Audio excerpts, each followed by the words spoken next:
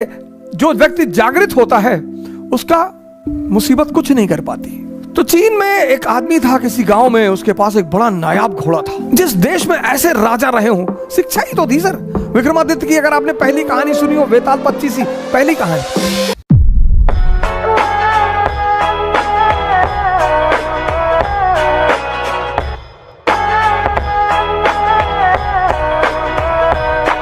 तो मैं वो कहानी सुना रहा था कि कैसे जो व्यक्ति जागृत होता है उसका मुसीबत कुछ नहीं कर पाती।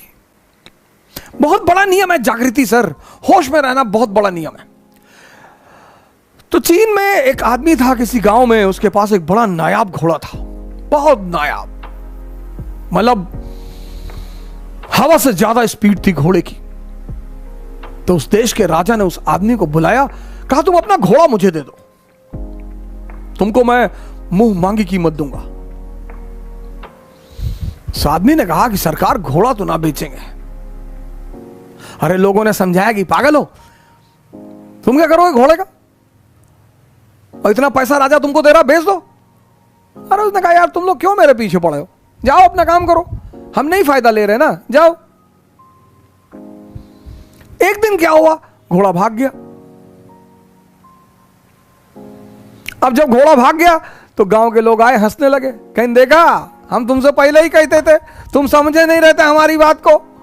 अरे उसने कहा बड़े भाई, घटना सिर्फ इतनी है कि घोड़ा भाग गया है, बस, इसमें ज्यादा चिंता करने की बात नहीं है। वो चला गया तो चला गया, मैं क्या करूं। अजीब पागल हो, तुम्हारा नुकसान हो गया। बोले कोई नुकसान नहीं हुआ। 10-15 दिन बीता, एक दिन घोड़ा वापस आ गया और अपने साथ 20 घोड़े और लाया अपनी तरह के। गांव वाले फिर आए, कहीं बेटा तुम बहुत चालाक आदमी हो, तुमको पता था कि कुछ कांड करने गया है ये, बड़ा बढ़िया यार, तुम तो बड़े फायदे में हो यार, पहले तो अकेले था अब तो 20 ले आया। उन्होंने कहा यार तुम लोग राय देने क्यों चले आते हो यार बार बार। अरे घोड़ा चला गया था, अब आ गया, अपने साथ 20 घोड़ा और ले आया, घटना बस इतनी है, इसमें बहुत ज्यादा खुशी होने की कोई बात नहीं है। पड़ोसी राज्य ने उस राज्य पर हमला कर दिया। अब वो जो 9 घोड़े आए थे, उसमें से एक घोड़े को इस किसान का बेटा ट्रेन कर रहा था, घोड़े से गिरा, उसका दोनों पैर टूट गया। गांव वाले फिर आए कि बड़ा बुरा हुआ यार, बताओ तुम्हारे लड़के का दोनों पैर ही टूट गया। बोले यार तुम लोग शांत नहीं रह सकते हो, अपना निर्णय अपने पास नहीं रख सकते हो। ठीक है यार, पैर टूट गया, देखेंगे भगवान कुछ करना चाहता होगा, अच्छी बात है, जाने दो। उसी वक्त पड़ोसी राज्य ने इस राज्य पर हमला कर दिया। गांव के जितने भी जवान लड़के थे सब सेना में बुला लिए गए, सिर्फ किसान का बेटा बचा, क्योंकि उसके पैर टूटे हुए थे। इस दुनिया में, खासकर इस देश में 95% लोग उस चीज के बारे में सोचते हैं जो उनके हाथ में है ही नहीं। क्या? फल। सर आपको पता ही नहीं कल क्या होने जा रहा है। तो जब हमें कल का पता ही नहीं तो हम आज में रहें। और जितने लोगों ने अपने आज को सुधारना शुरू किया उनका कल बेहतरीन हो गया, क्योंकि जो कल के बारे में सोचते हैं वो आज कुछ कर ही नहीं पाएंगे, और जो पास्ट के बारे में सोचते हैं वो कुछ कर ही नहीं। 2 लोग निष्क्रिय हैं। जो कल के बारे में सोचते हैं वो तो थोड़ा बहुत कुछ करेंगे भी, लेकिन जो पास्ट के बारे में सोचते हैं, हमारे पिताजी गवर्नर थे, रहे होंगे, बहुत लोगों के पिताजी गवर्नर थे। देश विषम परिस्थिति से गुजर रहा है, कोई बात नहीं सर, धरती है, पृथ्वी है, ऐसी चीजें आती रहती। इतिहास जब लिखा जाएगा तो लिखा जाएगा कि जब कोरोना का संकट आया तो भारत के हर नागरिक ने एक योद्धा की भूमिका निभाई। इतिहास अब यह ना लिखा जाए कि महमूद गजनी आया तो भारत के लोग भाग गए, तैमूर लेम आया तो भारत के लोग भाग गए, नादिर शाह आया तो दिल्ली के लोग भाग गए। ना ना ना ना, अब जब इतिहास लिखा जाए तो अब यह लिखा जाए कि जब कोरोना का संकट पैदा हुआ तो भारत देश का हर नागरिक योद्धा बनकर खड़ा हो गया। ये हमारे दुश्मन उलझाना चाहते हैं, ये इनकी गलती उनकी गलती। गलती तो है, मानी सी बात है, गलतियां तो की है, सरकारों ने की है, पार्टियों ने की है, दलों ने की है, नेताओं ने की, गलती तो है। लेकिन इस वक्त ध्यान भटकाने का नहीं है सर।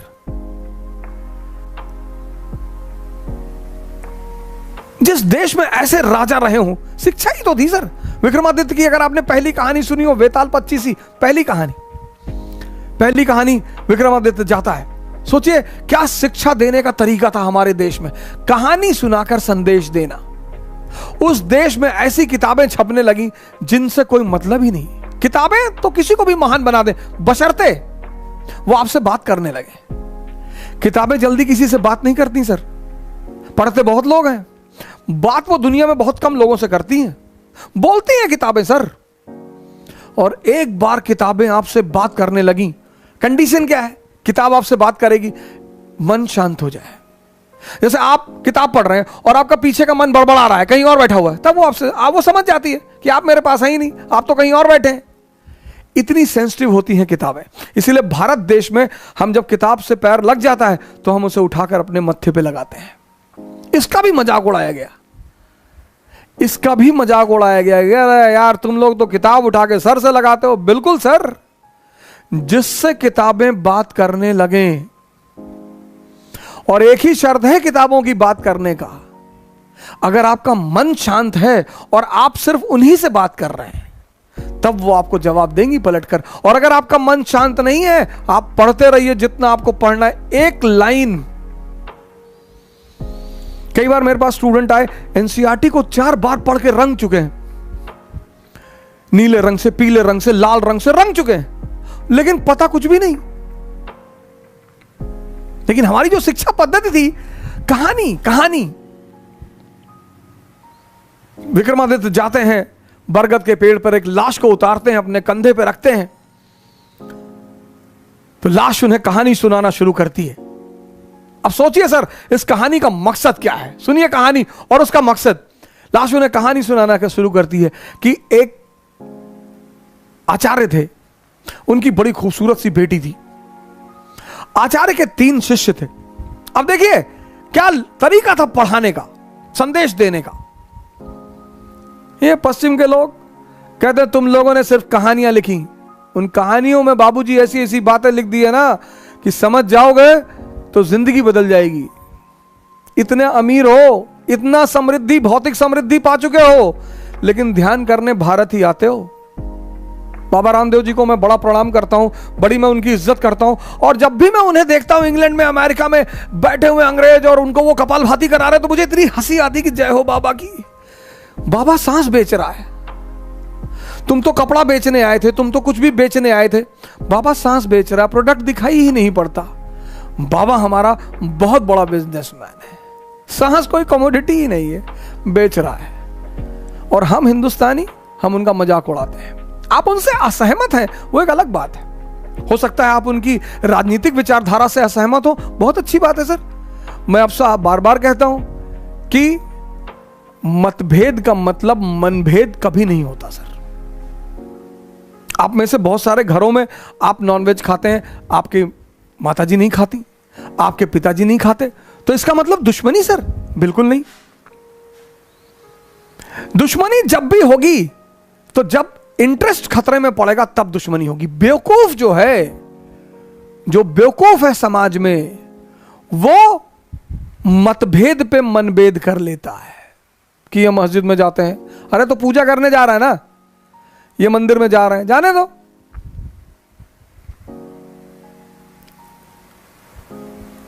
तो लाश ने विक्रमादित्य को कहानी सुनानी शुरू की कि एक गांव में एक आचार्य जी रहते थे, उनकी बड़ी खूबसूरत बेटी थी और उनके 3 शिष्य थे, और तीनों उस लड़की को बहुत प्यार करते थे, और तीनों बड़े योग्य थे। आचार्य जी को भी लगता था कि यार योग्य तो तीनों है, लड़की को भी लगता था कि योग्य तो तीनों है, तो शादी किससे करूं? बाप और बेटी दोनों बड़े कंफ्यूज थे कि विवाह किससे किया जाए।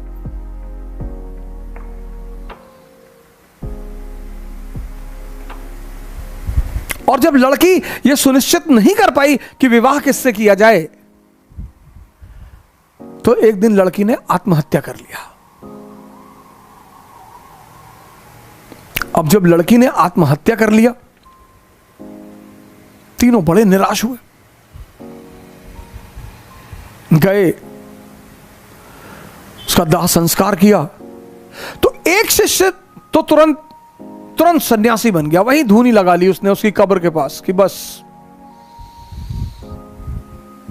अब जीवन में कुछ करना ही नहीं, जिसको मैं प्रेम करता था वो बचा ही नहीं, तो अब जीवन में कोई सार नहीं, अब सिर्फ तपस्या करनी है और तपस्या करके ही जीवन को त्याग देना है।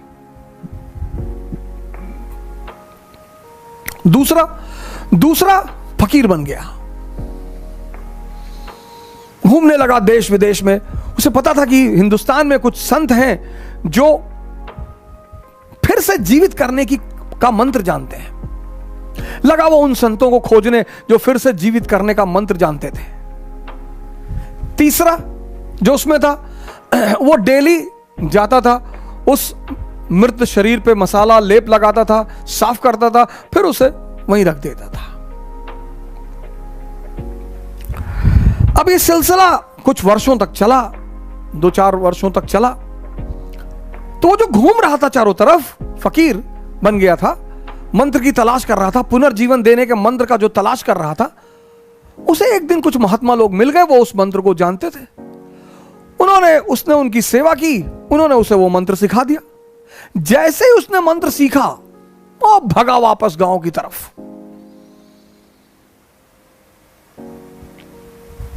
और वापस आकर उसने उस युवती को फिर से जिंदा कर दिया।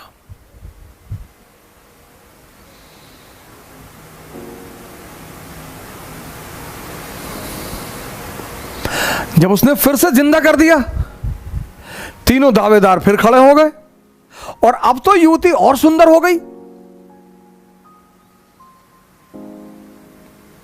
तब उस वेताल ने विक्रम से पूछा कि विक्रम बता कि अब लड़की को किससे विवाह करना चाहिए। अगर तेरे मन में उत्तर आ रहा है और तू जवाब नहीं देगा तो तेरे सर के टुकड़े टुकड़े हो जाएंगे, और अगर तूने जवाब दिया तो मैं तुझे छोड़कर चला जाऊंगा।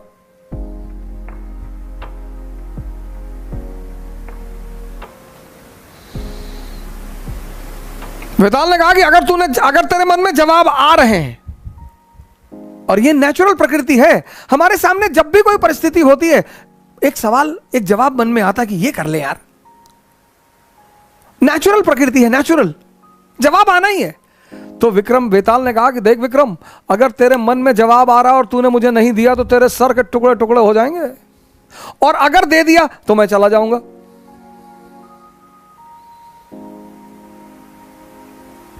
योग्य आदमी, भाई योग्य हो अयोग्य हो, मन में परिस्थिति में अगर परिस्थिति बन रही है तो जवाब आएगा। तो विक्रमादित्य ने जवाब देना शुरू किया। कहा जो मंत्र सीख कर आया और जिसने पुनः जीवन दिया वो पिता तुल्य है। जीवन देना का काम किसका है? पिता का। क्या दर्शन है सर! जीवन देने का काम किसका है? पिता का। तो जिसने मंत्र सीख कर जीवन दिया वो पिता तुल्य है, उससे विवाह नहीं होगा। जिसने उस शरीर की सेवा की 4 साल तक, वो पुत्र का धर्म है। सेवा करना पुत्र का धर्म है, वो भी बाहर हो गया। जिसने अपनी ही जिंदगी दांव पे लगा दी, यही प्रेम की कसौटी है, विवाह उससे होना चाहिए।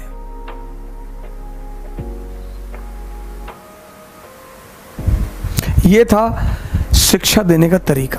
और जैसे ही विक्रमादित्य ने जवाब दिया, वेताल उड़ चला कि तूने बोल दिया विक्रम।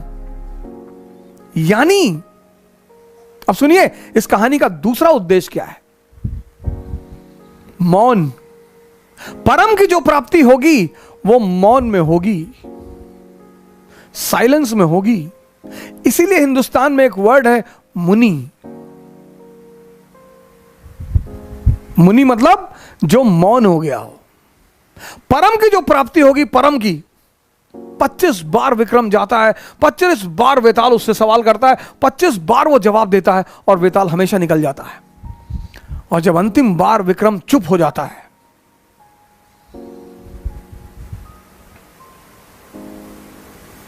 यह थी भारत की शिक्षा पद्धति। मैंने कहा ना, अगर आप पीछे पलटकर देखें भारत के इतिहास को, तो कभी कभी आपको लगा कि यार इतने महान लोग कैसे पैदा हो? तब तो यार ये कोठारी इंटरनेशनल नहीं था, तब तो रेयान इंटरनेशनल नहीं था। गांवों में जो स्कूल खुलते हैं, मैं गोरखपुर जा रहा था गोंडा से, तो रास्ते में एक कस्बा पड़ा, तो वहां पे स्कूल का नाम मैंने पढ़ा, वास्को डिगामा इंटरनेशनल स्कूल। गांव में सर, मतलब नाम का मतलब यह है कि हम अंग्रेज हैं, हम तुम्हारे बच्चों को अंग्रेज बनाएंगे। अंग्रेजी सीखना बुरी बात नहीं है सर, किसी भी भाषा को सीखना बुरी बात नहीं है, लेकिन अपनी संस्कृति को समझे बिना अगर हमारी देश की 95% जनता ध्यान और योग कर रही होती ना सर, कोरोना कुछ नहीं कर पाता। लेकिन हमने तो मजाक उड़ाया सर।